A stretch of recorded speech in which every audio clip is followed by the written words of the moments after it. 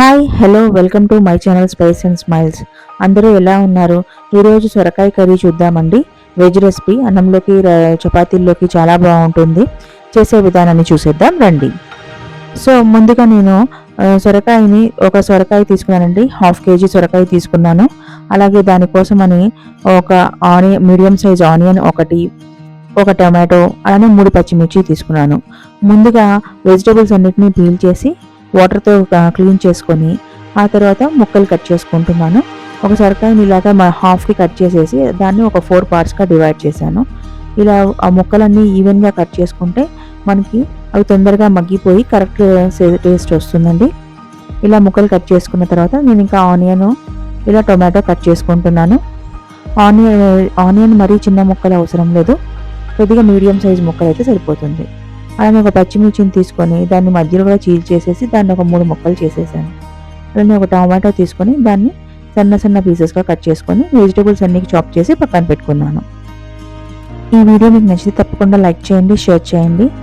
ఇలాంటి veg recipes కోసం, non veg recipes కోసం మన ఛానల్ సబ్స్క్రైబ్ చేసుకోండి. తీసుకున్నాను. దానిలో ఆయిల్ వేసుకొని పోపు దినుసులు వేసేసిన తర్వాత కరివేపాకు వేసేసి మనం చాప్ చేసి పెట్టుకున్న ఆనియన్, పచ్చిమిర్చి వేసేసానండి.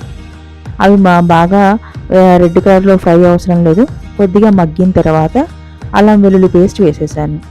ఆనియన్ మగ్గడానికని ఇక్కడ ఉప్పు, పసుపు వేస్తున్నాను. ఇంకా మూత పెట్టి అది లో ఫ్లేమ్లో ఉంచేసేసి ఆనియన్ని మగ్గనిచ్చాను. ఆనియన్ కొద్దిగా రెడ్ కలర్లోకి చేంజ్ అయిన తర్వాత కొద్దిగా ఒక 1 స్పూన్ అల్లం వెల్లుల్లి పేస్ట్ వేసేసి అది బాగా వేగైన తర్వాత మనం చాప్ చేసి పెట్టుకున్న సొరకాయ ముక్కలు, టమాటా వేసేసాను. కొద్దిగా 1/2 స్పూన్ సాల్ట్ వేసేసి ఇంకా ముక్కలన్నీ మిక్స్ చేసేసి లో ఫ్లేమ్లో పెట్టి ఉంచేసాను. అలా లో ఫ్లేమ్లోనే ఆ టొమాటోలో వెజిటబుల్స్లో ఉన్న వాటర్ అంతా వచ్చేసేసి ఇవన్నీ అబ్జర్వ్ అయ్యేదాకా అలాగ లో ఫ్లేమ్లో ఉంచి మధ్యలో తిప్పుతూ మూత పెడుతూ ఉంచాలి. అలా అయిన తర్వాత కొద్దిగా లేత సొరకాయ అయితే ఉడికిపోతుందండి. కొద్దిగా సొరకాయ ఇంకొంచెం ఉడకాలైతే ఒక 1/2 గ్లాస్ వాటర్ పోసేసి కొద్దిగా ఆ వాటర్లోనే బాగా మగ్గనివ్వండి కర్రీని. అలా వాటర్ అంతా స్క్వీజ్ అయ్యేదాకా ఉంచండి. అలా వాటర్ అంతా అబ్జర్వ్ అయిపోయిన తర్వాత కొద్దిగా ఒక 1 స్పూన్ ధనియాల పొడి వేసేసి కొద్దిగా మిక్స్ చేసేసి మూత పెట్టి ఉంచండి. ఇంకా ఆ వాటర్ అంతా దీనికి అబ్జర్వ్ అయిపోతుందండి.